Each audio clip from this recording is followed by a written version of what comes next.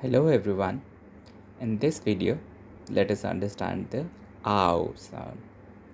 Ow, for example, let's look at the first set of words.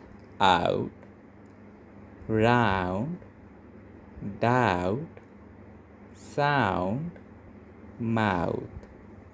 Now I'll speak the second set of words and repeat after me. How, cow, down, allow, now. So this is the ow sound. Speak the words and focus on the ow sound. And if you're discussing about the position, it can be seen in the initial position. For example, in a word like owl, it can be seen in the middle position. For example, in a word like bounce, or it can come in the final position also. For example, in a word like plow.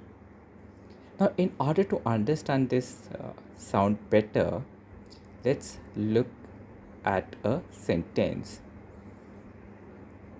The brown cow is out of the house. Repeat after me. The brown cow is out of the house. Is the brown cow really out of the house? Happy learning!